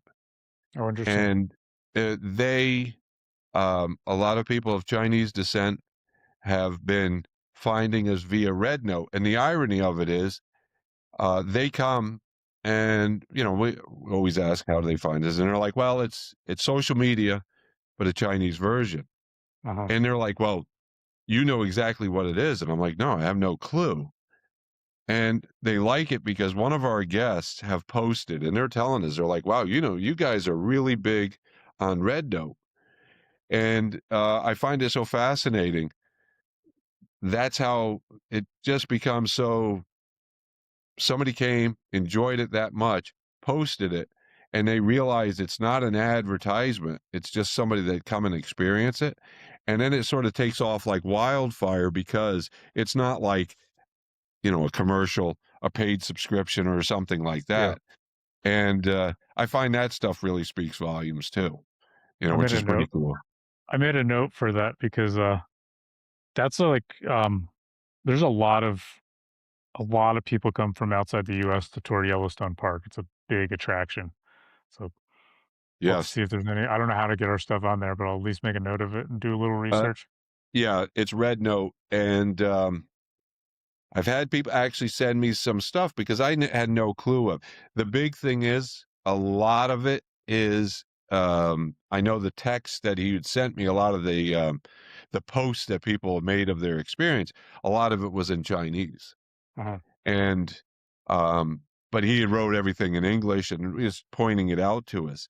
And that's why they came, because they see it. And we had a bunch of groups that came yesterday, and we see a big influx. And I find it's interesting, the word of mouth by other people that enjoy your experience goes tremendously when they're like, wow, this isn't a paid advertisement or something, and the people love it. um, so Red Note is a big issue. And thank God, they're all wonderful people that have come. And the main thing is, like I said, and it's the same thing with yours. It's We're just here to make people happy and feel safe. Uh-huh. And if people trust us for that, you've achieved your goal. Yeah, I'm hiring drivers and guides right now, and my fiance helped me come up with the job listing, and it literally says we are most of the time we're the first impression and the last impression people have when they come to Montana. And we take that very serious. So that's our thought is how are we going to welcome them and how are we going to send them off? And like, how are they going to feel after? Yeah. Like, Oh yeah. Definitely. Yeah. yeah, Yeah. You're meeting them at the airport and dropping them off. yeah. So I don't know that I didn't realize that, when I started doing it, but I take it a lot more serious now because you start to realize how big of an impression that has on people. Now, what about, is there, I would assume, a lot of competition out there? Yeah, there's decent competition in this market, but I also say there's not because, in my opinion, nobody does it at the quality we do it, and um, nobody's aligned the way, at least the way Mountain Mule is, because we do the podcast and we're very connected to the local community. And I don't think any of the other companies are approaching it that way. With how can we be a part of the community and give back to the businesses, and that's what the podcast does. And then for me, it's just how can we do a better job and make it a better experience. I don't think that's a. It seems like a money grab for a lot of the companies, which is sad to say. There are some good ones that we do work with. When we get bigger jobs that max out our fleet, we'll hire them on, and there's some people that are great, but a lot of them are I don't know. It's just a fad right now, so you know they'll time out as soon as this fad's up and the next one's available. Yeah. Well, that's like with anything. That's every business in terms of, we see other places popping up because, you know, it's a fad. Uh-huh. A lot of times other people get these animals to, to capitalize on making some money off of them, and we hear a lot of stories, and that's the big thing. It's like it's all for the money, but it's not for the sentiment of it all. Uh-huh. And and people read that stuff quick, and it's the same way with your business. I mean, if people come in and they see what you put into it, it's going to stand a lot more on integrity than it is for monetary. And the big thing that I'm trying to work on right now, and I guess I haven't really publicly announced it, but this will be when it comes out. And my whole team knows that our crew is because Matt's planning on coming out this summer for our wedding, and That's a we can't we can't find in this state a place that rents an ADA vehicle or has one. And huh. so we might like ultimately we'd have to rent one from Salt Lake City. That's like 6 or 7 hours here from here, or Boise, Idaho. But I first off, I'm like, man, that sucks. There's not one option for somebody other than some public transit that's in a wheelchair. So now, like, that's the angle I want to go to is be able to offer tours in the park to people that need ADA accommodations. So I've Yeah, already I been can looking. imagine. That would be a huge addition. You'd be the only one around offering it then, wouldn't you? Yeah, and that's why I was surprised because I've had a few different nonprofits on the podcast. Some people that I know, one guy that they do some veteran stuff, and then there's another woman that they have a place here with for people with disabilities. Three total. The third one is and all three of them have said, yeah, we have the vehicles, but we're a nonprofit, so we can only use them for people that are direct employees or people that are participants of our program. We get so many calls for this, but we don't have anywhere to send these people. So I'm like, man, I'm personally invested because Matt's such a good friend, and I just told him you get the ticket and I'll make sure there's a van here for you this summer, which I'm going to do. But I am thinking, why wouldn't I make that part of our business? That'd be awesome to be able to. That'd be a once in a lifetime thing for somebody otherwise that might not be able to have a tour through Yellowstone Park. Yeah, that would be bigger than just besides the monetary value you'd be providing for things limitations that nobody else could do. Yeah, and it's just cool. Like I don't know, that just feels like satisfying work that's actually useful and not. Yeah. And kind of back to what you keep saying is people keep saying, "Oh, you can probably get funding and you can probably get this and that." I don't have a I say this because I'm reluctant to say this because I know it's probably not popular. I don't have a problem with nonprofits, but I want to do things for profit. And kind of like you were saying, I'd like to be paid for the service that we're providing because it's a huge value. And if we're making enough money to give back to some less fortunate people, I'd love to give back where we can too. But I'm going to do it with a for profit model. It's going to be a business, and I'm going to, offer to those who can afford it. And hopefully I can give back to some of the people that can't. But I don't want to be begging for people's money because that's just a tiring thing that I don't, I get it. So I'm not trying to knock people that do it, but it's not, I think there's enough smart people that can figure out ways to, serve people and make money in the process. Yeah, well, I think the thing of it is too. The one thing is, I recently was talking to a friend of ours that's a television producer, and I said, I don't want to take any donations, and she says, yeah, because then you're not obligated or listening to people. Because the big thing is, somebody comes in and, hey, Tim, I'll invest this much money or donate to your cause. But that donation is I'm buying you as well. Uh, Because if you take this is my thought process. If somebody gives you a bunch of money, they have an ulterior motive. The uh, majority do. I mean, it's human nature to have that. And now all of a sudden, if I start wanting to call in a favor on you, um, you're going to have to do some, you know what I mean? Versus if you don't take it and you buy it yourself and you run your business yourself, you're not obligated to anybody. And you could do if you just want to provide that service to some individual that really needs it and you want to do it for free, you have that opportunity to do whatever you want because you're obligated to nobody except yourself. Yeah, and I've appreciated that about Montana, but now I've had to really pull back because there's so many handshake deals and arrangements like that, and it's great when you can trust people. But most of the stuff I'll do now, if somebody wants to, if they want to donate something or be something, I'll say, great. If you really do and you want to make it a real deal and you want to somehow be involved, we're going to lay out these terms because I'm not going to owe you something like it's got to be like this. And I appreciate it if you want to be involved and help out. Thank you, but I'm not. This isn't going to be a I owe you one later because that's when you get into this situation. And now I'm doing things I don't want to do because I owe somebody a favor because they did a favor for me. And Yeah. like you said, sometimes there's these expectations after, and I found it like I've appreciated when people have helped out, and then I've realized that I was almost better off just paying for what I needed because then they asked for something later, and I'm like, "Man, that seemed like a good friend of mine, Rick, says, "Man, what's his saying? A guy can go broke trying to find a deal." Yeah. And you're working out some deal, some handshake deal that saved you so much money and ended up costing you twice as much in the end. Exactly. Yeah. And it'll save a relationship a lot too in terms of your Yeah, relationship with that individual by not getting entangled in that to begin with. yeah. I don't know, it's weird. It's a mindset thing. And maybe it's a farmer mindset thing is you're looking for a better price or you're looking for a deal because you wanna save some money because everything's expensive, but you end up paying twice as much trying to work out some deal. So I try to keep the business stuff black and white and the friendship separate. Yeah. No, it's a good move.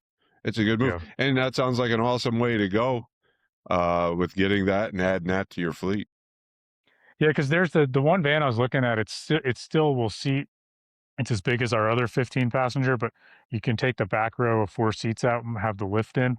So you can still take up to 10 people, and then you could have the lift as an add-on, and depending on if it's removable, so that if we can use the vehicle as dual purpose, so it's not gonna be just designated for that one thing, I it's not gonna cost us much more to have it, but we're gonna be able to offer so much more to anyone that needs it. I would imagine it would be just such a draw for that opportunity for those people with those um, disabilities or Yeah, challenges. I guess challenges would be a better term. yeah, That they would be able to come to your facilities and you'd be the only one providing it and understanding them. yeah. Yeah, no, like I said, knowing Matt, being as good of friends with Matt as long as I have, I'm personally motivated, and that makes it even easier. Yeah. Well, you know the challenges and everything firsthand with them. Yeah. So that's We pretty. That's a great thing. we have our monthly meetings, and last month I like got a TV screen up in the shop, and I was pulling up the pictures of the van and the pictures of Matt, and I'm like, listen, guys, whenever we're dealing with some difficult client, just think of Matt, okay? Because if we do this, if we do a good job and we make money, like this is what we can do. It's a lot bigger than just driving people around and making money, which is great too. Yeah. So, No, that is. Yeah. That's the cool thing is we've had a couple opportunities where we've had people come that most places I don't think would want to take the liability. uh-huh. We've actually had somebody that was extremely um, challenged, where they couldn't move in a wheelchair. Um, Pretty difficult on being able to communicate with them, and we've taken them out in the enclosure with the animals. Very stressful on my behalf because how do you react with 15 animals, cattle encompassing Uh-huh. a wheelchair? And to see the reaction on these people's faces when you're able to give it to them. And last year we had a gentleman that was here that was deaf and blind.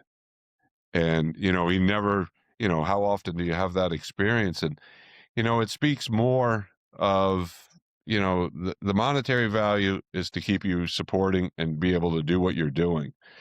But the emotional side and the sense of accomplishment when these people don't have the ability. I couldn't even how do you tell somebody that is deaf and blind to move or to be careful, Uh-huh. when he's actually holding the other person's hand that's sign languaging him. And when you're able to interact with people like that, that far exceeds the monetary value. Yeah, I agree. That's what I mean. That's been my biggest realization in the last year that will actually keep me doing this and be excited about it is, what can we do for, people like Matt or anyone in his situation? And then I want to make, and I'm very clear about that. I want to make money in the process too, and I want everyone helping too. I don't want it to be a charity case. Like I want everyone to be able to feed their families and make good money, but that's why we got to do such a good job so we can charge accordingly, and then we can do some cool stuff at the same time. Yeah, exactly. Yeah, we all have to survive no matter what. So you know, everybody's got to chip in to make it all happen. But the great thing is like you're saying though, when at the end of the day, um, like with you buying a new vehicle or this apparatus, you've got to be able to afford to do all said stuff. And we all have to survive because if it isn't lucrative enough to where we could pay our bills, it's not going to last. Yeah. And I used And to get who's to so say there's stressed. another person that's going to come along and care that nobody's going to care about the things that you care about? I used to get so stressed out about pricing, and because I would want to price things where I was comfortable with paying, and I just realized those are, I grew up on a dairy farm. Um, my, my concept of money and what you'd pay for was very different, but I was hurting myself. I was pricing myself to where I wasn't profitable, and I'd feel uncomfortable when people say, "Oh my god, that's how much you charge," and now I don't even think about it twice. I'm like, "Hey, look, um, there's definitely cheaper options if you're looking for cheaper. We're not cheaper. That's not what we do, and no judgment or disrespect if that's what you're after, but we're providing an experience, and that takes a certain amount of money and a certain amount of training and all the things. So like, this is what it is, and like, no judgment if it's not for you, but I'm not gonna be in the red so that you don't feel offended by my prices." No, yeah, that's definitely you have to have that mindset. And It that takes took a me while to get there, though. that's what took me the longest to do, and I'm still. Some people have used us in years past, and I think there was a message today. It's like, "Oh, your price was this. Like, here's the message from 2023," and I'm like, "Hey, it was a different world with a different business model." It's unfortunate that you can, when it's one person and one vehicle being me, I can do it a lot cheaper because I don't pay myself anything. Yeah, That's what not most a lot of unfortunately, a lot of business owners do, but then when I have to pay the drivers, I can't pay them nothing because 'cause they're not idiots and they won't do it for nothing, so I then see, "Oh, if I'm not charging what I would charge if I was just the driver, that's the first problem, and I gotta charge that accordingly for every vehicle and every driver." And I gotta, charge enough to be replacing that vehicle when it's worn out in a couple of years, and you start to really look at the numbers, and then it's amazing why the pricing can be drastically different and that's just learning. That's the thing that's my beef with commercial dairy farming. Like, I'm almost perplexed that people work that hard. It's a completely self-employed thing, and then you have no control over your prices. The concept just blows my mind. Could you imagine doing everything you have to do as to be self-employed except have autonomy on your pricing? And that's what all commercial agriculture is. yeah. Hence the reason I think a lot of what you said earlier in our conversation, as somebody that didn't grow up on a farm. So I Uh-huh. grew up on like in a suburban town, um, 50 miles south of where you grew up and where my farm is now.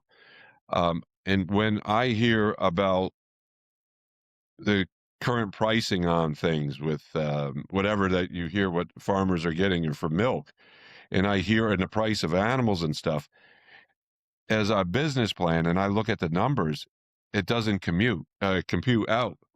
And I'm like, What's going on here?" And that's why I can't run it like, I've even had guests in the very beginning when I'm starting, "Your prices are much more than this." And well, it's like, go there. It's like, "Oh, wait, they've all closed down and went out of business. They're no longer there." And that's why. And it's like people don't realize that. But when you see you see the crazy beef market, and I'm just saying numbers like that where since I'm not a conventional farmer, I don't deal with any markets and it has no reflection on me. Because I'm not a farmer in that sense.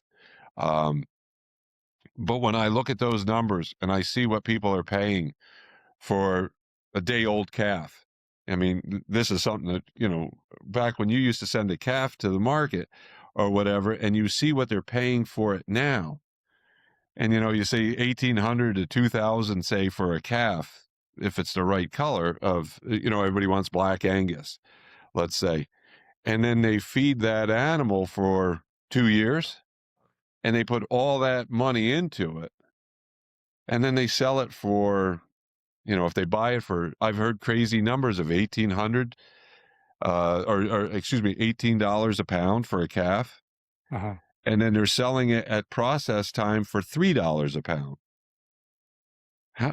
Where do you look up at the dynamics of spending that kind of money and figure out, will you even break even?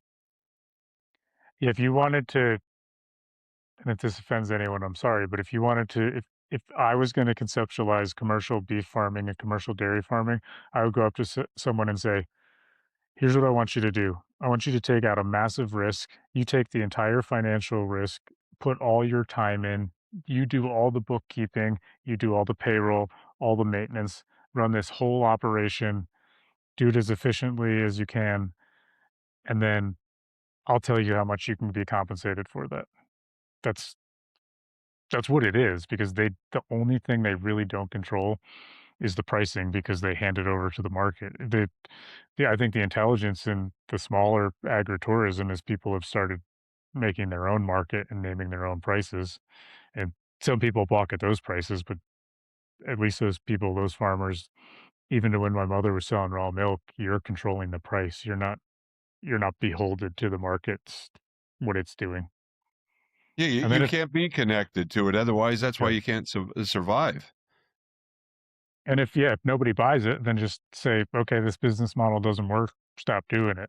But don't just continually watch your debt pile up year after year. And I guess that's probably the second biggest mistake when I talk about pricing is I would compare my prices to my competition's pricing, and that's not right to do either because I don't know their situation. For all I know, you know, they've been doing it 20 years or somebody gave them their entire fleet of vehicles. I have no idea. All I know is my financials and I have to price accordingly.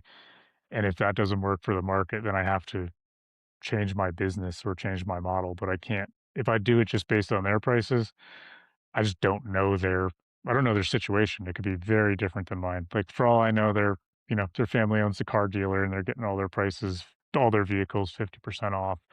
And, same thing with insurance or fuel. It's just taking a long time to learn. Yeah, but it's exactly such though. Yeah, you can't. What somebody else does shouldn't have any reflection on, and not because even when I used to build fencing, Uh-huh. um, and when I would look at a job, and I would say to people, well, somebody'd say, "Wow, you're quite a bit more money than the other guy." And I'm like, "Well, I'm using the best material. Do you want it to last, or do you want to replace it in a couple of years? That's up to you.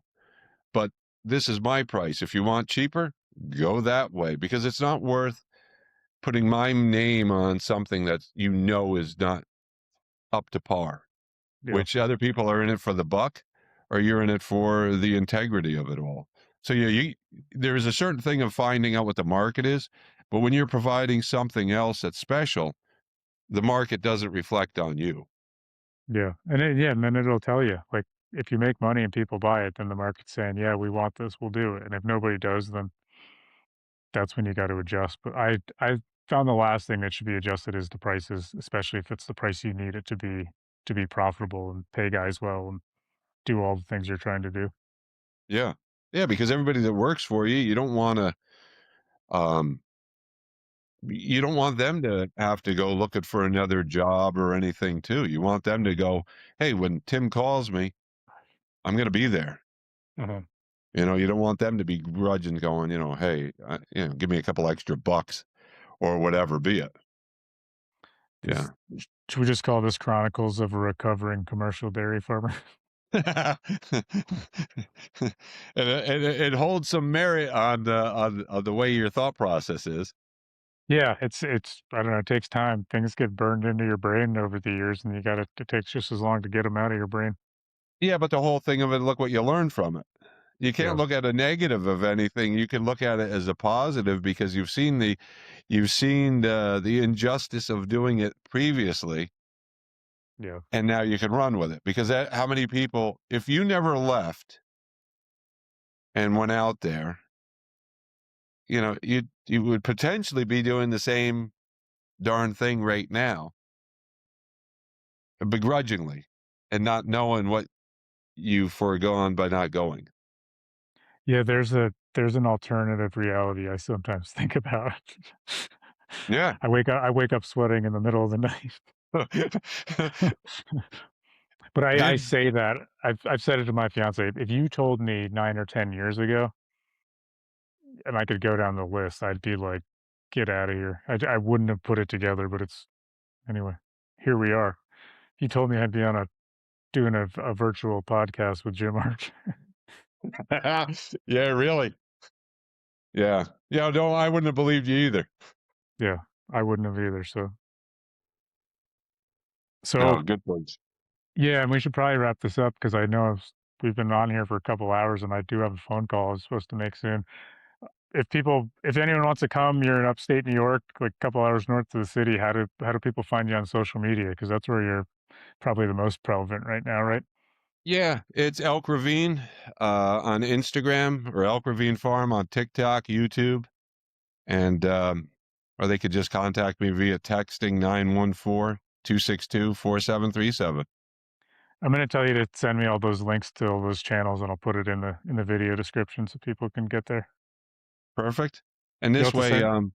we should collaborate. You send the link over, we'll collaborate so all my followers can to watch you as well and to Yeah, listen to our conversation. we'll have to get you out here at some point and have you and your fiance. She'll probably be your wife by that the time that happens, but get you guys on a Yellowstone Park tour. There you go. That sounds awesome. We'll All right. have you come out this way and you can watch the farm while we're out there. Yeah, let's do it. It feel like a vacation. Yeah, exactly. The Yeah, that'll definition of make you wake up. vacation changes. Yeah, Yeah, that way then it'll give you the feeling of like we had this morning when we heard something bang around the house and we're like, "Oh, somebody's here." And then she looks out the window and she says, "Oh no, it's the water buffalo are loose." nice. So then that could give you the flashback when you said you woke up with like cold sweats of thinking that Wow. the cows were out loose on 44. I'm sure that was a memory that you could remember and have a warm feeling Yeah, about. that wasn't even as long ago because that was like 6 or 7 years ago when I was back there at the farm for a little while. Yeah, yeah. That's Yeah, because good times, right? yeah, because I remembered I did that because I worked with you for a little while because it was just supposed to be 3 months and it turned into 6. Yeah, yeah. Yeah. Yeah, Yeah. things you try to tune out. All right. I'll have you send me those links. I'll let you know when this is going to be posted. But it's good chatting with you, Jim. Good This is seeing a you, new Tim. record for us. Yeah. Hey, you just superseded all those years in one conversation. Hey, we'll do it again. We'll do it in person at some point. Sounds good. I appreciate it. Thank you, Tim. See you, Jim. Thanks. All righty. Bye-bye.